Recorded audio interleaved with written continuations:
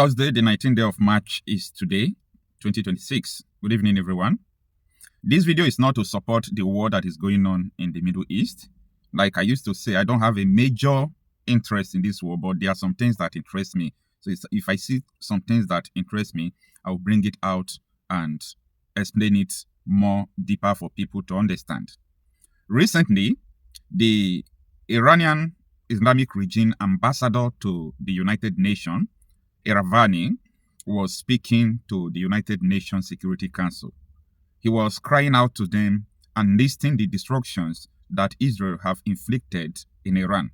He hinted that Israel is already turning Iran into Gaza. This is an Iranian ambassador to the United Nations. He said the destruction Israel have inflicted to Iran includes 7,943 residential buildings, the buildings that they have destroyed, 1,617 commercial and services centers, 32 medical and pharmaceutical facilities, 65 schools and educational institutions, 13 Red Cross buildings, and several energy supply facilities. He also stated that Israeli strikes had killed over 1,300 civilians. But the military officers, that is the Iranian Revolutionary Guard Corps, that the strike have killed, up to now, so many of them are missing. In other words, it remains uncountable. And report hints that so many of them were buried by strikes. So whether they ran away from the country, nobody knows, but so many of them are missing. Now, among these things that he said, this ambassador went on to say that Israel strikes on their facilities, weapon storage, is now causing an acidic rain in Iran. And he said that their civilians are now being poisoned by the rain that is falling.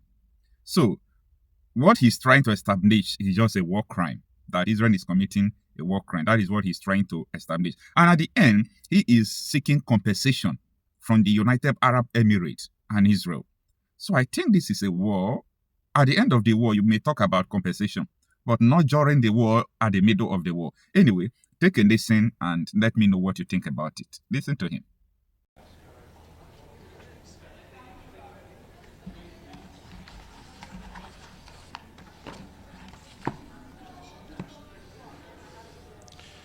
Good afternoon. In the name of God, the Compassionate, the Merciful, I wish to provide another brief update on the deliberate, unprovoked, and unlawful war of aggression launched by the United States and the Israeli regime against the sovereignty and territorial integrity of the Islamic Republic of Iran. Today is the 11th consecutive day of this brutal war against the people of Iran, which began on 28 February. During this time, the United States and Israeli regime continued their massive attack against Iran and the Iranian people without pause, day and night. They are deliberately and discriminately targeting civilians and civilian infrastructure across my country. They show no respect for international law and no restraint in committing these crimes. Densely populated residential area and critical civilian infrastructure are deliberately targeted. So far, these horrific crimes have resulted in the martyrdom of more than 1,300 civilians. They have also destroyed 9,669 civilian sites, including 7,943 residential homes, 1,617 commercial and service centers, 32 medical and pharmaceutical facilities, 65 schools and educational institutions, 13 Red Cross buildings, and several energy supply facilities. These figures continue to rise every day as the United States and Israel carry out continuous military attacks and war crimes across cities throughout Iran. On the night of the 7th March, aggressor aircraft launched heavy strike on fuel storage facilities in Tehran and other cities. This attack released large quantities of hazardous and toxic pollutant into the atmosphere. According to the Iranian Red Crescent Society, the explosion caused severe air pollution and serious health risk for civilians, especially children, women, and elderly, and those with critical health conditions. Rainfall on the morning of the 8th March further spread the pollutants through highly acidic precipitation, increasing the risk of the respiratory harm and environmental contamination. Medical centers in Tehran have been placed on high alert. The residents have been advised to remain indoors. This heinous attack also violates international environmental obligations, including those under the United Nations Framework Convention on Climate Change and the Convention on Biological Diversity. In the early morning of 7th March, Mehrabad Airport in Tehran came under heavy attack. Several civilian aircraft and airport facilities were destroyed or severely damaged. On the same day, the United States deliberately targeted a freshwater desalination plant on Geshm Island on Hormozgan province. As a result, water supplies to 30 villages were disrupted, putting thousands of civilians at serious risk. Meanwhile, the President of the United States has been threatened complete destruction and certain death for areas and groups of the people that had not previously been targeted. Yesterday, the President of the United States openly expressed pride in the destruction of civilian infrastructure, Iran's navy, and killing of Iranian sailors. Their intention is clear: to terrorize civilians, massacre innocent people, and cause maximum destruction and suffering. The world is witnessing how a rogue and irresponsible state, together with an illegitimate regime, is targeting the Iranian schools, hospitals, residential building infrastructure, sports hall, and relief facilities. These attacks have already claimed the lives of hundreds of innocent civilians, including women and children.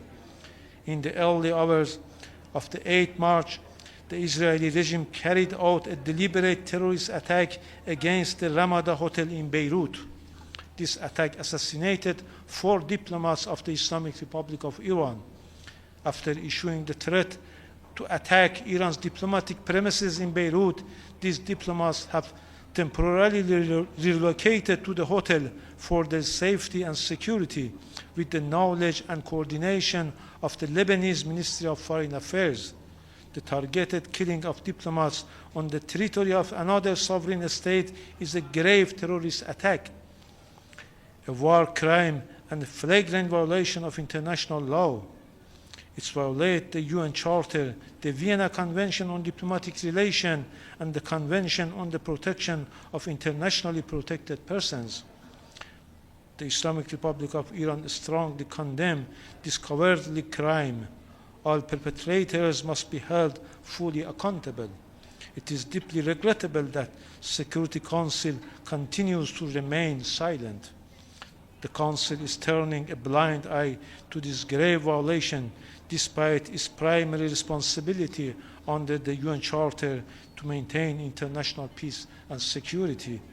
Instead, some Council members are attempting to reverse the roles and position of victims and aggressors.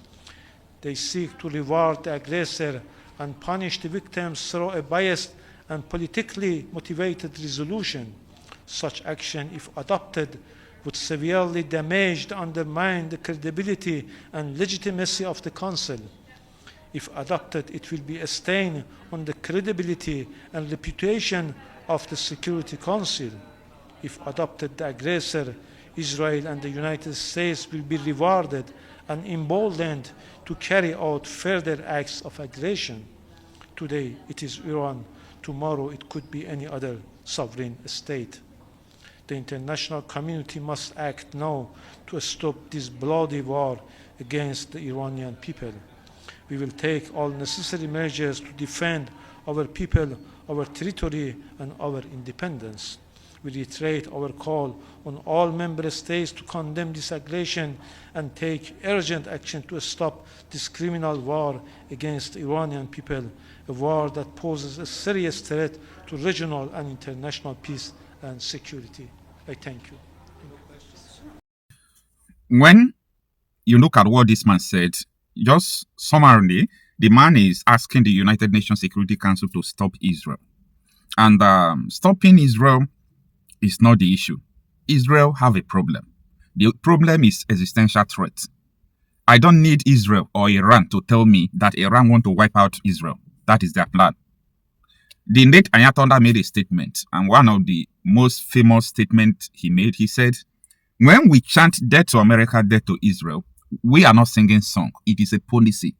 Do you get it? When we chant death to America, death to Israel, it is not a song. It is a policy. You know what policy means, right?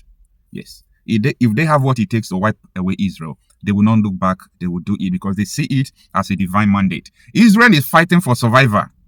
Tending the Security Council to go and stop Israel is something that Israel will not accept. They have been saying that to Israel. They have been telling Israel that they are violating human rights and so on and so forth. But Israel, in not that way around, is looking at this in a way that these people don't understand the existential threat we are facing.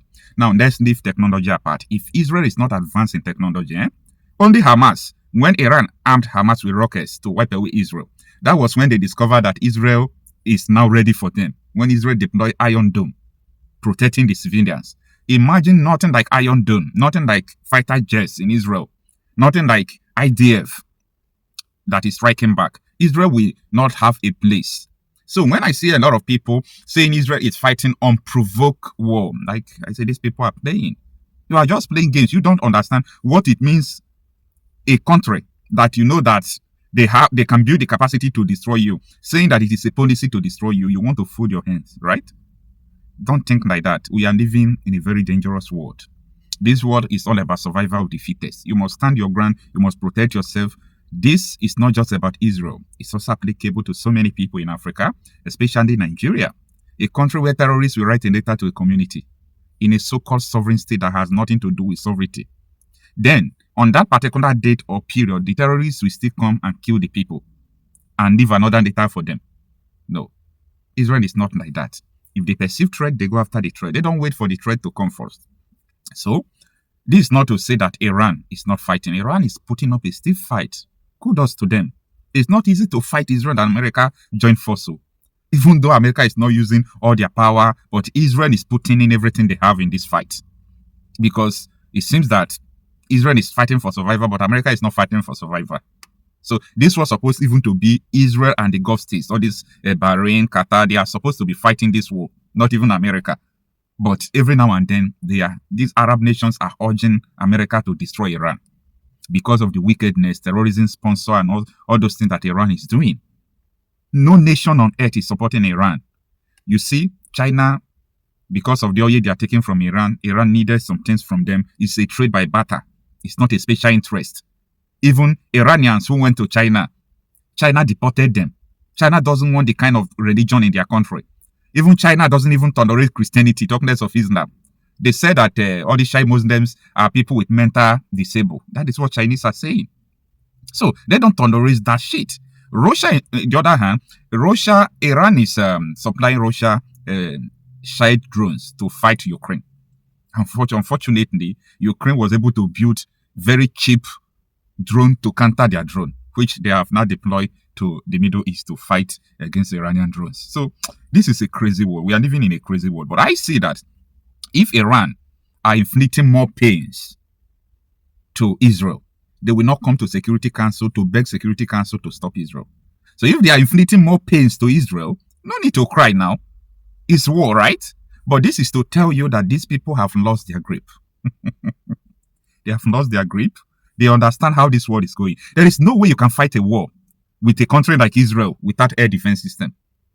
You've lost your air dominance and you want to fight Israel. No, Israel will never you. They will never your country. Even though you are still fighting them. Some missiles might skip their air defense system and touch their country. But listen, once you lost your air dominance, Israel will never you. Thank God that Israel is not fighting like Iran. So Israel is not fighting civilians like that, okay? If not, nothing will be standing in Iran at this moment. I'm not supporting, wars or killing of all those things, but it is important people respect their fellow human beings. People respect fellow nations. Don't come out to say that to Israel that you are going to wipe them out. It's not fair. If I'm Benjamin Netanyahu, I will do the same thing. You threaten to wipe me out, I will not fold my hands. And that is also the same thing that we are seeing in Nigeria. You are a terrorist, you're threatening people, this and that. The only problem we have in Nigeria is that the establishment is supporting the terrorists. That is the most painful thing we are seeing in Nigeria. But, only time shall tell.